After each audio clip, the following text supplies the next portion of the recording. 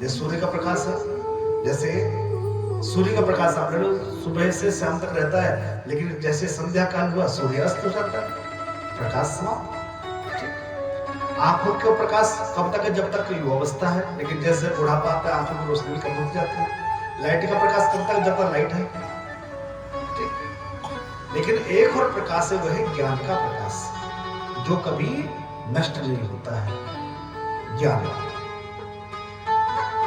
चोले बदल जाते हैं, शरीर बदल जाते हैं, लेकिन ज्ञान कभी नष्ट नहीं होता है। अब समझो कैसे? जैसे आपने देखे छोटा बच्चा अभी जिसका जन्म हुआ है, मात्र घंटे 2 घंटे उस बालक का जन्म हुए और उस बच्चे को माँ का दूध पिलाया जाता है। अब बताओ, उस बच्चे को दूध पिलाना, दूध पीना किसने सिखाया? डॉक्टर साहब ने सिखाया या माता पिता ने सिखाया? उस बच्चे को दूध पिलाना किसी ने नहीं सिखाया। वह तो न जाने कितने युगों से, कितने जन्मों से दूध पीता आ रहा है और आज वही काम कर रहा है। चलो ये तो इंसान की बात है। जंगल में बहुत सारे पशु पक्षी हैं जो बच्चों को जन्म देते हैं, तो उन्हें किसने सिखाया? वो सिखाया नहीं है, वह ज्ञान पूर्व जन्म का ज्ञान है। खाना पीना सोना ये सब हर किसी को आता है, चाहे मूर्ख से मूर्ख है और चाहे वो ज्ञानी से ज्ञानी है। तो ज्ञान कभी नष्ट नहीं होता। शरीर बदल जाते हैं, ज्ञान नहीं बदलता है, ठीक। तो भाग का अर्थ लिया गया प्रकाश। कौन सा प्रकाश? वो चिदानंद में प्रकाश जो कभी नष्ट नहीं होता है। तो भाप्रकाश से चिदानंद। दूसरा अक्षर है भागवत में ग, भाग गा का अर्थ लिया गया है गतिर्यस्य त्रिलोकी की, जिसकी गति सब जगह है। यहां तक इस धरती से नीचे 7 लोक हैं, वहां भी उस परमात्मा की गति है, और धरती से ऊपर 7 लोक हैं, वहां भी उस परमात्मा की गति है। यहां तक कि पूरे वर्ल्ड में भगवान की गति सब जगह है। हम तो पूरा देहरादून भी नहीं घूम पाए, लेकिन परमात्मा पूरे वर्ल्ड में यहां तक 7 लोक नीचे 7 लोक ऊपर पूरे सब में घूम चुका है। जिसकी गति सब जगह, गति में आना जाना। तो क्या अर्थ है? गति यस्य त्रिलोकी। चौथा, तीसरा अक्षर है वा, भाग वा का अर्थ लिया गया है वरिष्ठम सर्व शास्त्राणाम, ये सारे शास्त्रों में वरिष्ठ है। और जैसा कि मैं बता चुका हूं, ये क्या है? सार है, ये अमृत है।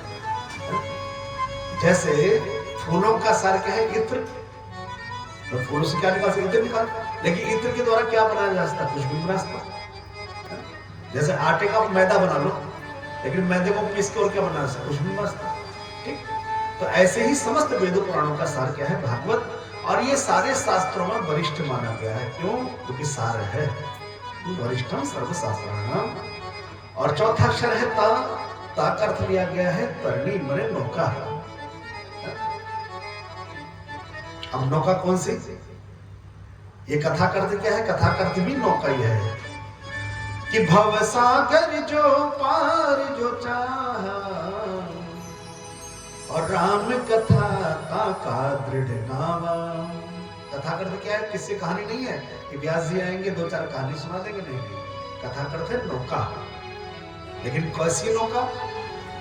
दृढ़ नौका, मजबूत नौका। एक नौका, एक नाव सन 1920 के आसपास बनी थी, जिसका नाम था टाइटैनिक। पहली बार चली और पहली बार में डूब गई थी, 2-4 हजार लोग से मारे गए थे। लेकिन ये जो भागवत है, यह नौका है। कैसी नौका? भव सागर से पार ले जाने वाली नौका है। कहां से पार ले जाने वाली नौका?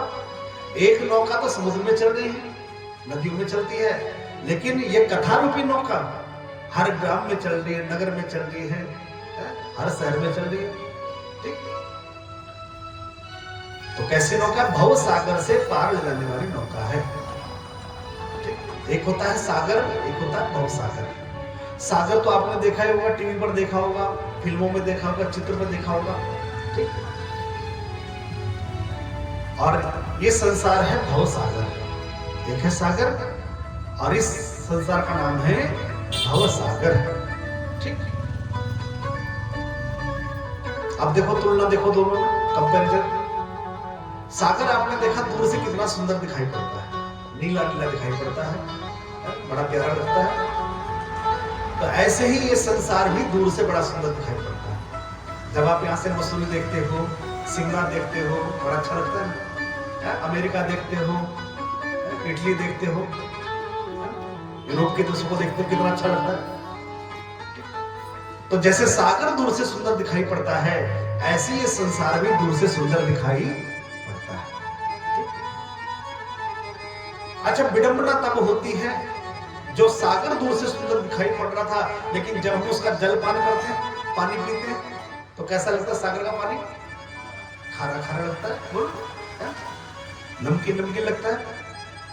तो ऐसे ये संसार जो दूर से सुंदर दिखाई पड़ रहा था, लेकिन जब हम उसमें प्रवेश करते हैं, घर गृहस्थी प्रवेश करते हैं, तब पता चलता है कि इस घर गृहस्थी को चलाने के लिए कितने पापड़ बेलने पड़ते हैं।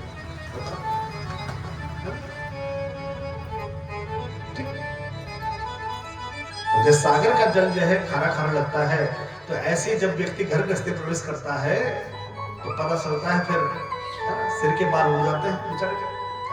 भूल गए राग रंग, भूल गए चकड़ी, और 3 चीज याद रही, लोन तेल लकड़ी। शाम की व्यवस्था कर दी गई है।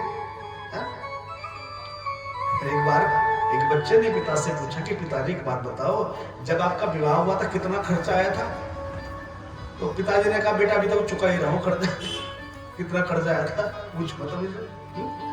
कि मांग भरने की सजा कुछ इस कदर पा रहा हूं, और मांग पूरी करते करते खुद मांग कर खा रहा हूं। खाना बने के दे दो।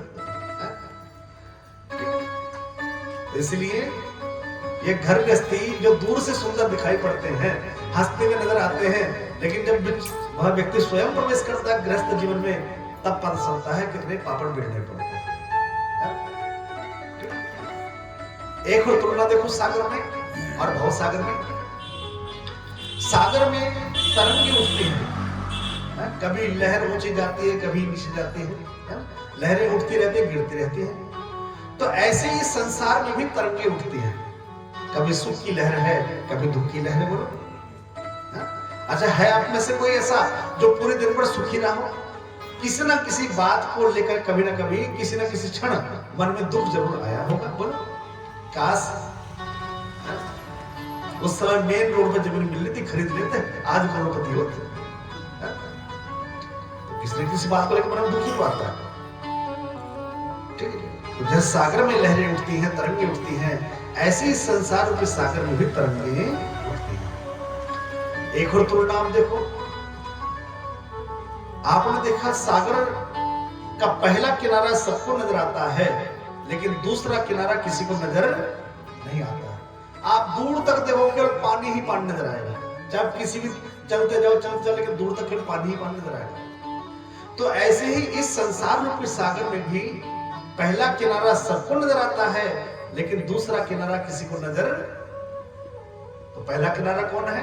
वह है जन्म, और दूसरा किनारा है मौत।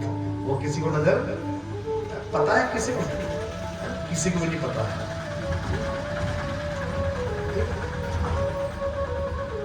तो यह है भव सागर। ठीक है, तो उस सागर को पार करने के लिए नौका की आवश्यकता होती है, लेकिन इस संसार रूपी सागर को पार करने के लिए भी हमें नौका की आवश्यकता होती है। लेकिन नौका कौन सी है?